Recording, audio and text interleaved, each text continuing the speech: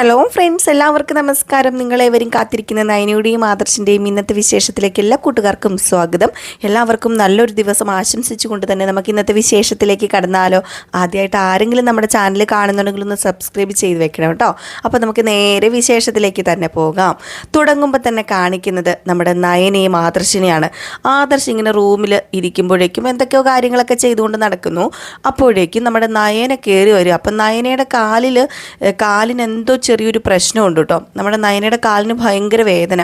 അപ്പം നയന ഇങ്ങനെ വല്ലാത്ത രീതിയിൽ ഇങ്ങനെ എന്താ പറയുക, ഈ കാലിങ്ങനെ മുടന്തി ഇങ്ങനെ വരികയാണ്. അപ്പോൾ ഇങ്ങനെ വരുന്നത് കണ്ടപ്പോഴത്തേക്കും പെട്ടെന്ന് ആദർശ് എന്താ നയന പറ്റിയത് എന്നിങ്ങനെ ചോദിച്ചു. അപ്പം നയന പറഞ്ഞു, അത് പിന്നെ അതെ, ചേച്ചി വീഴാൻ പോയില്ലേ, ചേച്ചി വീഴാൻ പോയപ്പോൾ ഞാൻ പിടിച്ചില്ലേ ചേച്ചീനെ. അപ്പോഴേക്കുവേ എൻ്റെ കാല് ചെറുതായിട്ട് ഒന്ന് ഉളിക്കുന്നു തോന്നുന്നു. എന്താണെന്നറിയില്ല, വല്ലാത്ത വേദനയാണ്. കാല് നിലത്ത് കുത്താൻ പറ്റുന്നില്ല.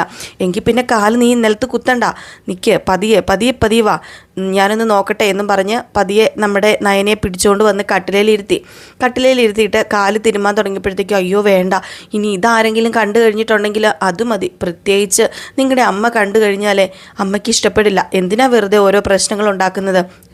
അന്നും പറഞ്ഞുകൊണ്ട് കാല് വയ്യാതിരിക്കുമ്പം അത് തിരുമണ്ടായെന്നാണോ നീ പറഞ്ഞു വരുന്നത്? അതൊന്നും സാരമില്ല, ആര് എന്തു പറയുന്നു എന്നതിലൊന്നുമല്ല പ്രസക്തി ഇരിക്കുന്നത്.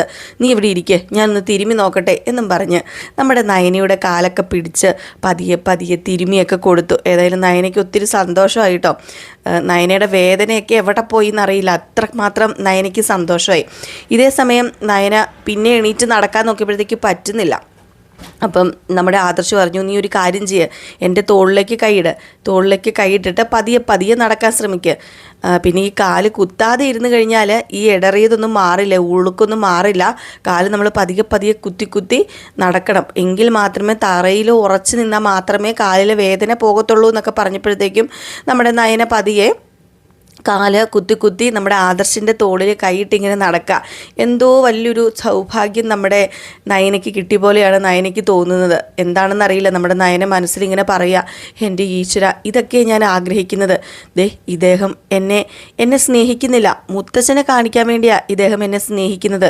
പക്ഷേ ആ സ്നേഹം പോലും എനിക്ക് വല്ലാത്തൊരു സന്തോഷം തരുന്നുണ്ട്. മുത്തച്ഛനെ കാണിക്കാൻ അദ്ദേഹം എന്നെ സ്നേഹിക്കുന്നുണ്ടല്ലോ, അതിനല്ലേ ഞാൻ ദൈവത്തിനോട് നന്ദി പറയേണ്ടത് എന്നൊക്കെ ഇങ്ങനെ മനസ്സിലിങ്ങനെ വിചാരിക്കുകയാണ്. അങ്ങനെ നമ്മുടെ ആദർശ് 2 പ്രാവശ്യം അങ്ങോട്ടും ഇങ്ങോട്ടും നടത്തി ബെഡിൽ കൊണ്ടുവന്ന് ഇരുത്തിയിട്ട് പറഞ്ഞു, ഇനി മുതൽ ഇങ്ങനെ ഇടയ്ക്കിടയ്ക്ക് ഇങ്ങനെ ഒന്ന് കുത്തി നടന്ന് ശ്രമിക്കണം കേട്ടോ എന്നൊക്കെ ഇങ്ങനെ പറഞ്ഞു കേട്ടോ.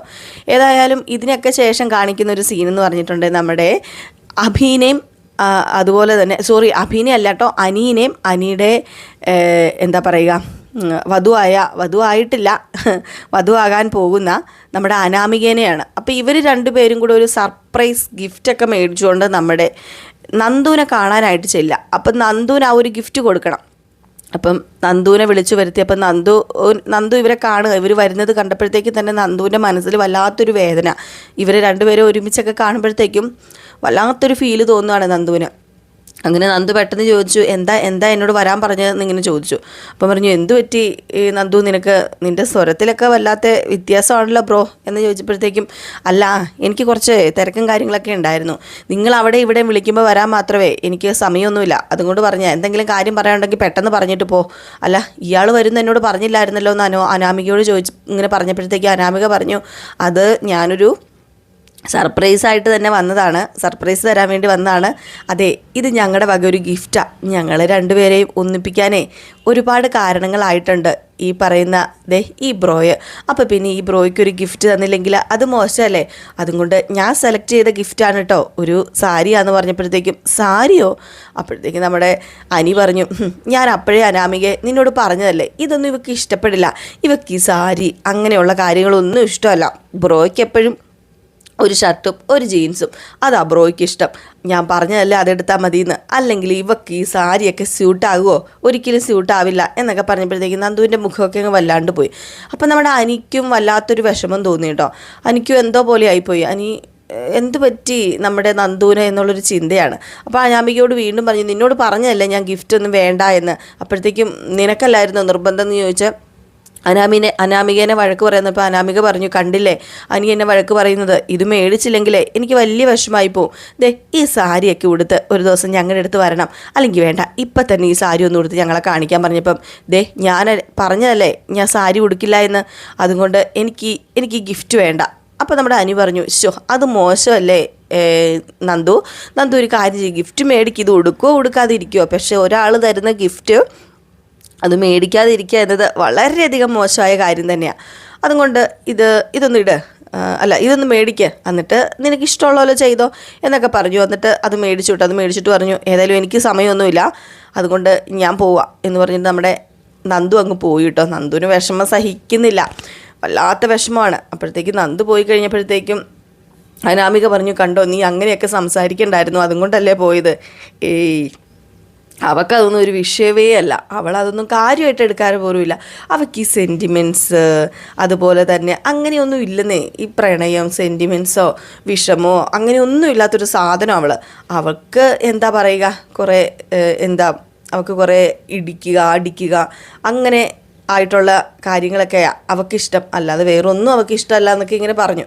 ഏതായാലും നമ്മുടെ നന്ദു ഇത് കൊണ്ടുപോയി വീട്ടിൽ ചെന്ന് നിന്ന് വളരെ വിഷമത്തോടു കൂടിയാണ് ആ ഒരു സാരി എടുത്ത് നോക്കുകയും വെച്ച് നോക്കുകയൊക്കെ ചെയ്യുന്നുണ്ട്. നമ്മുടെ നന്ദുവിൻ്റെ മനസ്സിലും ഒരു പെണ്ണുണ്ട് എന്ന് നമുക്ക് അപ്പോഴാട്ടോ മനസ്സിലാവുന്നത്. അപ്പോൾ ഇതിനിടയിലായിട്ട് നമ്മുടെ നന്ദുവിൻ്റെ അടുത്തേക്ക് അനി വന്ന് സമാധാനപ്പെടുത്തുന്നൊക്കെ ഉണ്ട്. അതായത് നിനക്ക് എന്താ പറ്റിയതെന്നൊക്കെ ചോദിക്കുന്നുണ്ട്. പക്ഷേ ഒന്നും തുറന്ന് വിട്ട് പറയില്ല നമ്മുടെ നന്ദു അങ്ങനെയാണ്. നന്ദു ഇനിയിപ്പം വിചാരിക്കുന്നത് വേറെ ഒന്നുമല്ല, അവർ രണ്ടും ഒന്നാകാൻ പോവുകയാണ്. ഇപ്പം അതിൻ്റെ ഇടയിൽ ഇനി താൻ ചെന്നിട്ട് കാര്യമില്ല എന്നറിയാം, അതുകൊണ്ടൊക്കെ ആയിരിക്കാം. പിന്നെ തൻ്റെ പ്രണയം അത് മനസ്സിൽ ആദ്യമായിട്ട് തോന്നിയൊരു പ്രണയമാണ്, അത് മനസ്സിലുണ്ടല്ലോ. ഇതിനൊക്കെ ശേഷം കാണിക്കുന്നത് നമ്മുടെ കനകദുർഗ ഓടി വീട്ടിലെത്തുകയാണ്. എവിടെ? നമ്മുടെ അനന്തപുരിയിൽ. മോളെ നിനക്ക് എന്താ പറ്റിയത് നവ്യ മോളെന്ന് ചോദിച്ചപ്പോൾ നവ്യ വീടെ കാര്യം അറിഞ്ഞിട്ട് വന്നതാ. അങ്ങനെ ഇവള് കനകദുർഗ കരഞ്ഞുകൊണ്ട് വരുമ്പോഴത്തേക്കും ചുറ്റും ആൾക്കാരൊക്കെ നിൽക്കുക.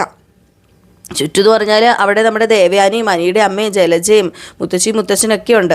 അപ്പോഴേക്കും ഓടി വന്നു കഴിഞ്ഞപ്പോഴത്തേക്കും നമ്മുടെ നയനയാണെങ്കിൽ എണീറ്റിട്ട് എന്താ അമ്മേ, ഞാൻ അമ്മയോട് വരണ്ടെന്ന് പറഞ്ഞതല്ലേ, ഞാൻ എങ്ങനെയാണ് മോളെ സമാധാനമായിട്ടിരിക്കുന്നത്, അവൾക്ക് വയ്യാന്നറിയുമ്പോൾ ഞാൻ സമാധാനമായിട്ടിരിക്കാൻ എനിക്കതിന് പറ്റില്ല, എൻ്റെ നവ്യമോൾ എനിക്ക് നവ്യമോളെ കാണണമെന്ന് പറഞ്ഞു.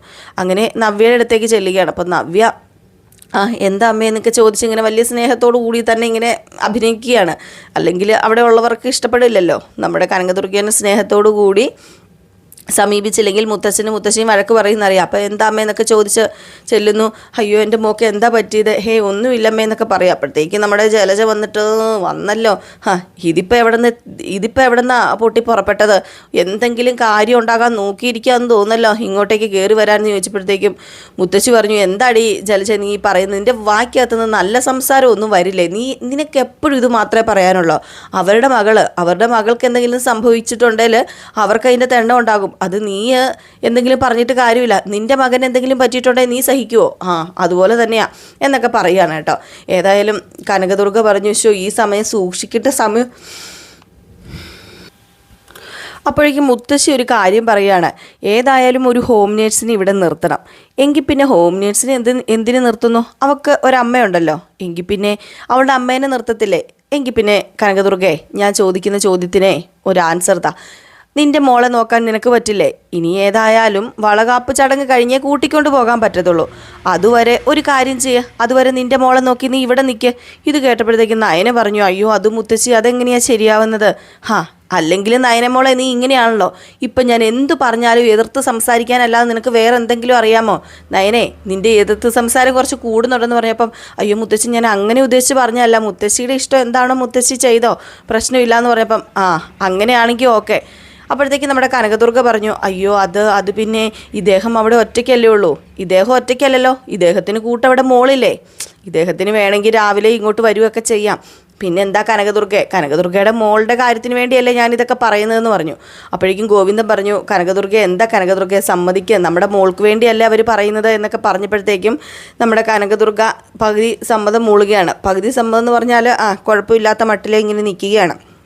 അങ്ങനെ കനകദുർഗ വെളിയിലേക്ക് ഇറങ്ങിപ്പോയിട്ട് നമ്മുടെ ആരോടാണ്, ഗോവിന്ദനോട് പറയുകയാണ്, ഞാൻ എങ്ങനെ ഇവിടെ നിൽക്കും, എനിക്കാണെങ്കിൽ എങ്ങനെയെങ്കിലും പിടിച്ചിവിടെ നിൽക്കാം, പക്ഷെ ആ ജലജേനെ കണ്ടു കഴിഞ്ഞിട്ടുണ്ടെങ്കിൽ എനിക്ക് ജലജ എന്തെങ്കിലും വർത്താനം പറഞ്ഞ് കയറി വരും.